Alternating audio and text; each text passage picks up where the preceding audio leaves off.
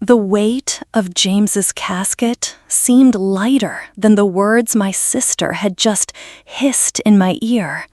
He was never really yours, Ellie. Sarah's eyes gleamed with something between triumph and pity as she stepped back into the crowd of mourners. I stood motionless at the front of Burlington's oldest funeral home, Lake Champlain visible through rain-streaked windows.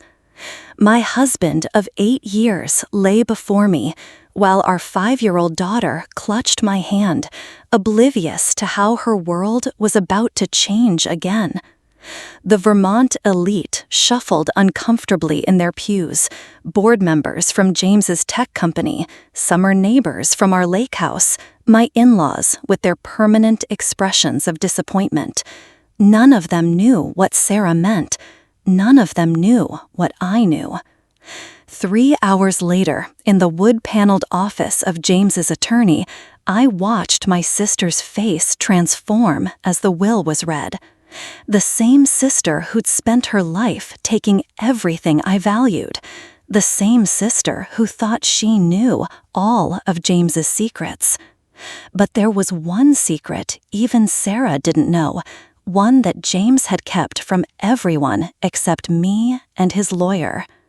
And in death, my husband was about to detonate a truth bomb that would obliterate everything my family thought they knew about me, about him, and about the fortune everyone was there to claim. Growing up in Brookline as the middle child between Sarah and our brother Mike meant living in shadows. Sarah was the golden child, valedictorian, homecoming queen, full ride to Dartmouth. I was the quiet one, the sensible daughter, as my mother called me when she meant unremarkable. Dad, a surgeon at Mass General, barely noticed me unless I was helping Mom prepare for one of their charity galas. Sarah tormented me in the way only siblings can. Subtle jabs disguised as concern, borrowed clothes that never returned, friendships that mysteriously dissolved after she took an interest in them. "Eleanor's just too sensitive," she'd tell our parents, who nodded in agreement while passing her the mashed potatoes. The worst came during my junior year of high school. I'd been secretly dating Ryan Calloway, the boy Sarah had publicly dismissed as beneath her standards. When I finally worked up the courage to bring him to our annual Patriots' Day barbecue, Sarah appeared in a bikini that belonged on a Miami beach, not a Massachusetts backyard. By sunset, Ryan was carrying her beach towel and laughing at jokes I'd told him weeks earlier. "He wasn't right for you anyway," she said later, not bothering to look up from filing her nails. "You should thank me." College at BU was my escape. I changed my major 3 times before settling on computer science, the one subject Sarah had declared too boring to pursue. That's where I met James Whitaker during a coding marathon. He was brilliant, driven, from old money, but determined to make his own. When Sarah met him at Thanksgiving, I recognized the look in her eyes, the calculating assessment, the mental arithmetic of his worth. "He's cute in a nerdy way," she said, meaning he wasn't worth stealing. 2 years later, we married at the Whitaker family estate on Lake Champlain. Sarah was my maid of honor, her speech filled with anecdotes that somehow made her the hero of my life story. James squeezed my hand under the table and whispered, "I chose you, Eleanor. Always remember that." We built a life in Burlington. James's software company took off, and I worked remotely as a systems architect. When Maddie was born 5 years ago, I scaled back to focus on her. We had the lakefront home, the respected position in local society, the seemingly perfect life. But 3 years ago, James changed. Late nights at the office, mysterious phone calls, weekend conferences. The classic signs were all there, and Sarah was the first to point them out during our mother's 60th birthday weekend. Men like James always stray, she said, swirling her wine. It's practically mathematical. You know he's been seen with Cassandra Porter around town, right? Mike's wife knows her cousin. I confronted James that night. His face went white, then red. It's not what you think, he said.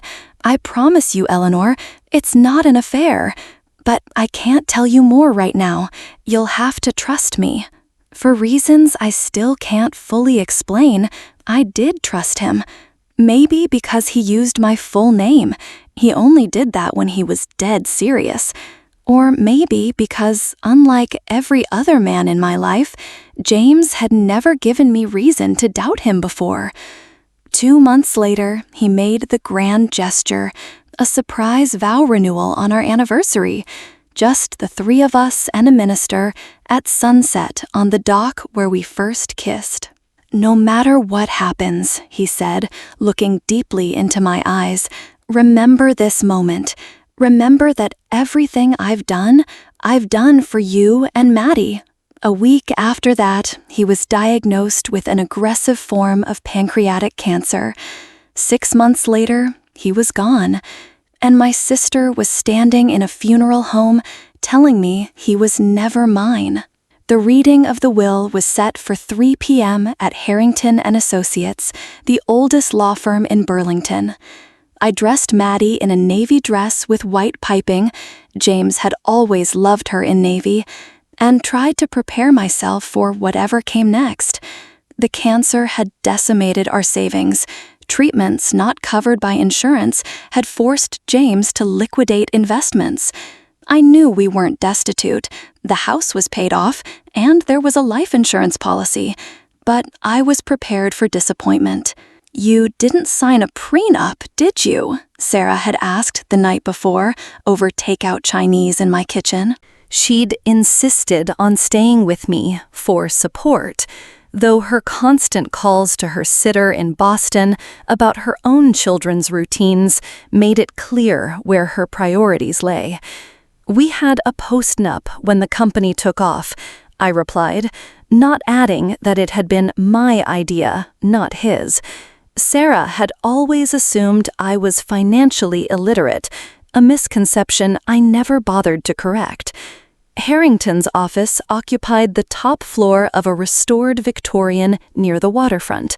James's attorney, Theodore Harrington III, Teddy, to James, greeted us in the marble-floored lobby. His expression when he saw Sarah was odd, a flash of something like anticipation, quickly masked by professional courtesy. "Mrs. Whitaker," he said, taking my hand, "I'm so sorry for your loss. James was not just a client, but a friend." The conference room overlooked the lake. James's parents were already seated, Marilyn rigid in Chanel, George checking his watch as if he had a more important appointment. My brother Mike sat in the corner, uncomfortable in his rarely worn suit. He managed a small smile when Maddie ran to hug him. Sarah made her entrance last, having stopped to freshen up.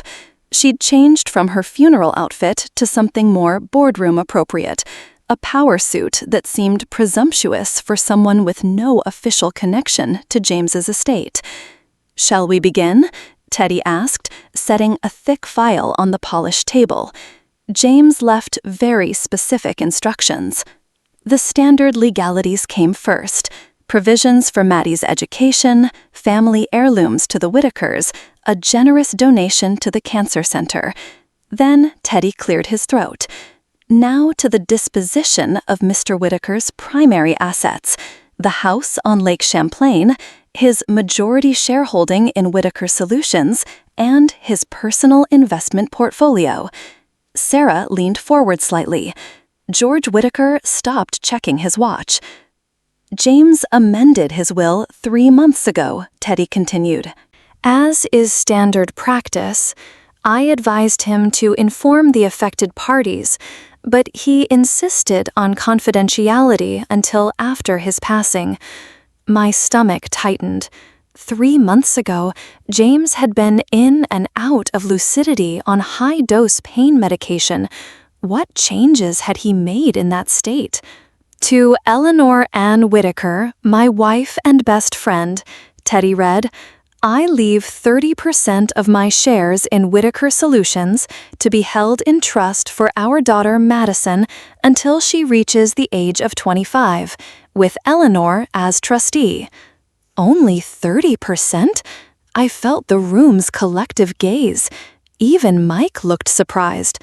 The remaining 70% of shares, Teddy continued, along with all liquid assets and the Lake Champlain property, are to be transferred immediately upon my death to the newly established Whitaker Foundation, with the following board of directors: Eleanor Whitaker, Theodore Harrington, and Cassandra Porter.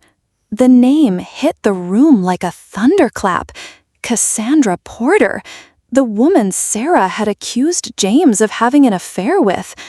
Who exactly, Sarah interrupted, is Cassandra Porter? Teddy gave her a measured look. Ms. Porter is Mr. Whitaker's half-sister.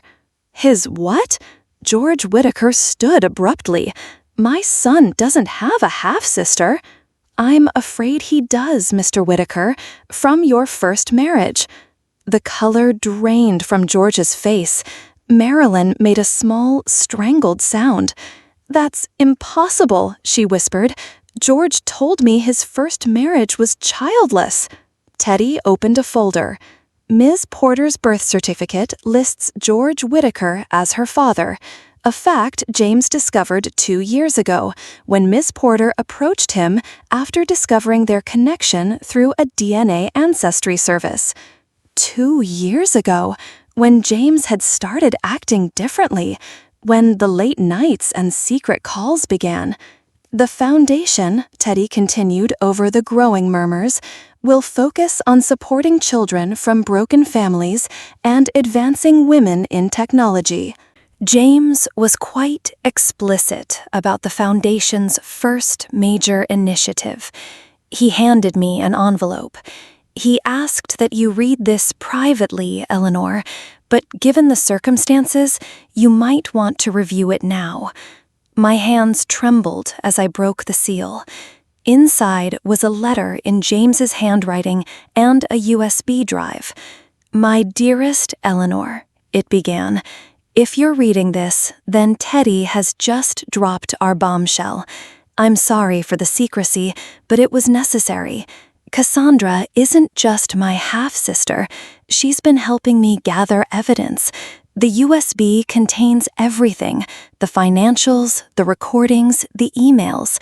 Sarah has been embezzling from your parents for years, and worse, she's been stealing your code and selling it to my competitors. I looked up at Sarah, who was watching me with growing unease. Is something wrong, Ellie? She asked, her voice honey-sweet with concern. I slipped the USB into my pocket. Teddy, I said quietly, I think we need to discuss the second page of James's letter. Teddy nodded, a small smile playing at his lips. Indeed, Mrs. Whitaker. Perhaps now would be a good time to invite Miss Porter to join us. The conference room door opened, and a woman I recognized from photographs entered. She had George's eyes and James's determined chin, and she was carrying a stack of folders with each person's name neatly labeled on them. Hello, everyone, she said. I'm Cassie Porter, and I believe we have a lot to discuss. Sarah was on her feet immediately. This is ridiculous. Some random woman shows up claiming to be a Whitaker, and suddenly she's controlling the company? I'm calling our family attorney. She reached for her phone. I wouldn't, Cassie said calmly. Not until you've seen what's in your folder. I stood up, James's letter clutched in my hand. Sarah, you should sit down. Don't tell me what to do, Ellie. This is obviously a con.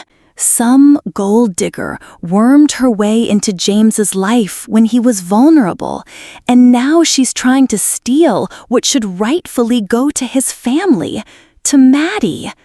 To Maddie, I repeated, not to you. Why would any of this go to you, Sarah? The room went silent. Even Maddie, who had been coloring quietly in the corner, looked up. I just meant, Sarah began. I know exactly what you meant. I turned to Teddy. Play the recording, the one from last Thanksgiving. Teddy nodded and tapped a few keys on his laptop. James's voice filled the room, weak from treatment but unmistakable. November 24th, meeting with Sarah Carson, née Mitchell, at the Whitaker residence. Then Sarah's voice. You don't have much time left, James. We both know it. Sign the shares over to me now, and I'll make sure Ellie and Maddie are taken care of. James. Why would I sign my company over to my sister-in-law? Sarah, laughing. Because I'm the one who wrote half the code it's built on. Ellie's code. The code she so carelessly left accessible whenever I visited. The code I've been selling pieces of to GridPoint systems for years. My parents gasped. GridPoint was our biggest competitor. James. That would destroy her if she knew. Sarah. Then make sure she never knows. Sign the papers. I'll drop my connections with GridPoint, and we all win. Except you, of course. But you'll be dead, so what does it matter? Teddy stopped the recording. I looked at my sister. This woman who'd spent a lifetime taking what was mine, who'd betrayed me in ways I was only beginning to comprehend. You stole my work, I said quietly. You stole from our parents, and then you tried to blackmail my dying husband. Sarah's face hardened. You always had everything handed to you, Ellie. The supportive husband, the perfect child, the big career you threw away to play housewife. Some of us had to fight for success. Fight? Is that what you call theft and fraud? I turned to Cassie Porter. The folders? She handed them out, one to my parents, one to the Whitakers, one to me. Inside mine was a complete forensic accounting of Sarah's embezzlement from our parents' accounts. She'd been managing their finances for years, alongside detailed documentation of how she'd accessed my work computers during family visits. There's more, Cassie said. The FBI has been building a case against GridPoint for corporate espionage. Sarah's name appears throughout their investigation. You've been working with the FBI? My mother's voice was barely audible. Not exactly, Cassie replied. I'm a cybersecurity specialist. James hired me initially to find out who was leaking Whitaker Solutions code. When we discovered it was Sarah and the family connection, things got complicated. So you two cooked up this revenge scheme? Sarah spat. Very creative, but it's your word against mine, and I have excellent lawyers. I pulled out my phone and opened an app James had installed months ago. Actually, we have more than words. I pressed play, and Sarah's voice from 3 hours earlier filled the room. He was never really yours, Ellie. You've been recording me? Sarah looked genuinely shocked. No, James did, with proper legal authorization, given the ongoing investigation. I looked around the room at these people who thought they knew me, knew my marriage. He was gathering evidence until the end. That's what those late nights were about. That's what the mysterious calls were for. Not an affair, not abandonment, protection. I walked to my daughter and took her hand. Madison, we're leaving now. Uncle Mike can bring you your coloring books later. Ellie, wait, Sarah called. This is all a misunderstanding. I turned back, feeling a strange calm. Teddy will explain the rest, about the civil suits James prepared, about the criminal charges the DA is considering, about how the Whitaker Foundation's first initiative is a whistleblower program for women in tech whose work has been stolen. I looked at my sister one last time. He was never yours to take, Sarah, and neither was my work. I walked out, Maddie's small hand in mine, leaving behind the shocked silence of a family shattered by truth. The weeks after the will reading unfolded like scenes from someone else's life. FBI agents interviewed me for hours about Sarah's activities. My parents retreated to their Cape Cod home, my father's reputation at the hospital tarnished by his association with Sarah's financial crimes. The Whitakers threatened lawsuits, then quietly disappeared from my life when Cassie produced DNA test results confirming her paternity. Sarah was arrested on a Tuesday morning while dropping her children off at their private school. The Boston Globe ran the story on their front page. Tech espionage scheme exposed. Prominent Boston socialite faces federal charges. Her husband, a tax attorney who claimed complete ignorance of her activities, filed for divorce the following week. Through it all, I moved through grief that was now complicated by revelation. James hadn't just died. He'd orchestrated an elaborate posthumous justice that left me both grateful and angry. Why hadn't he told me? Why carry this burden alone? He wanted to protect you, Cassie explained over coffee at a quiet cafe far from prying eyes. She'd been staying at a hotel in Burlington, overseeing the transition of company leadership. If you'd known about Sarah's betrayal while he was still fighting cancer, you would have confronted her. Of course I would have, I said. It was my code, my family. And she would have destroyed the evidence before we had everything we needed. Cassie's expression softened. He talked about you constantly, you know, how brilliant you were, how you gave up a promising career to raise Maddie when his company took off. He felt guilty about that. It was my choice, I said automatically, though the words tasted different now. Was it? Or was it what was expected of you? The supportive wife, the dedicated mother, while Sarah got to be the ambitious career woman. Cassie stirred her coffee. James wanted you to have options again. That night, I opened my laptop for the first time in months. The foundation paperwork needed review, and there were decisions to make about Whitaker Solutions. Instead, I found myself opening a code editor, fingers moving across the keyboard with muscle memory intact. By dawn, I'd written a security protocol that improved on my old work, the work Sarah had stolen. 2 days later, I met with Teddy and the company's executive team. I want to come back, I told them, not just as James's widow or a shareholder, as Chief Security Officer. There were raised eyebrows, exchanged glances. It's been 5 years since you actively coded, one executive noted. I smiled. Check your company email. I sent everyone a demonstration of my new security protocol at 4 a.m. Anyone managed to breach it yet? They hadn't. I was approved unanimously. Mike stepped up in ways I never expected, moving his remote woodworking business to a workshop near my home so he could help with Maddie.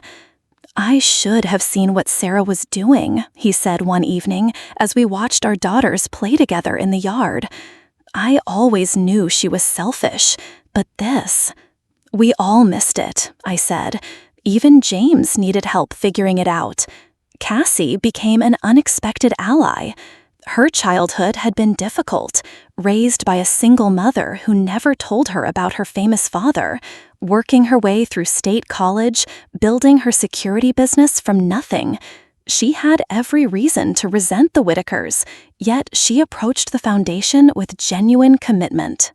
I don't want their money, she told me when I asked why she'd agreed to James's plan.